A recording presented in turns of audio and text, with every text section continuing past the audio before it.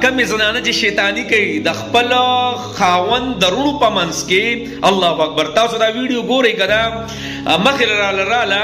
جنابو چې یوه ښځه را ګوره شریعت خو آلډي تا ته دا وایي چې یو هلک واده وکړي نو د مخکې نه وله کور مور هر څه جدا کوه، دا خو شریعت خبره اتره دی. یو صحابي داسې نشته وغیره ډېرې خبرې اترې دي چې هغوی داسې یو ځای اوسېږي او بس به یې د ورنداریانو نه ستر نشته وغیره وغیره. شریعت د دې خبرو خلاف دی. صحیح ده، هغه وایي چې بس یو کس واده کېږي ځان له حساب کتاب یې چونکې د ورندار نه څه ده هغه پرده ده، هغه پرده کوي. د جنابو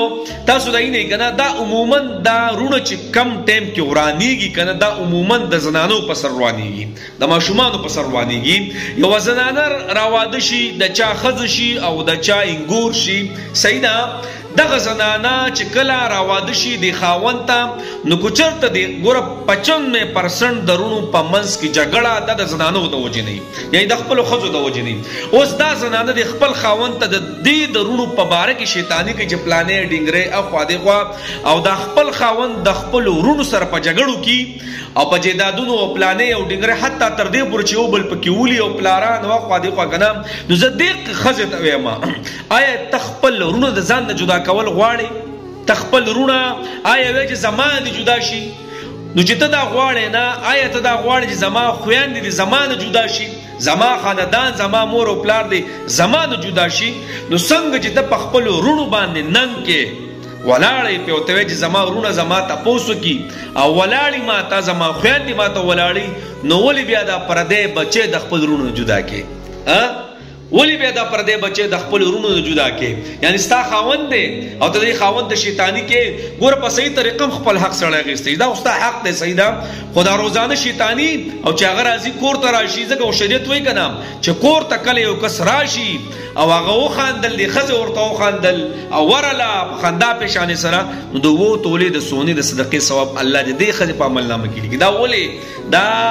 خاوند څه شي دا ستړی ستومانه راشي د غوږ والی نه بیا الله اکبر دا ښځې دا بیا دا صرف دې تپوس چې ماله داسې نه راږي که نه چې ته د خپل خاوند د خپلو رونو د جدا کې، یعنې د خاوند چې کوم رونه دي ستا د هغې نه جدا کې، نو آیا ته دا برداشت کولی چې ستا نه د ستا رونه جدا شي؟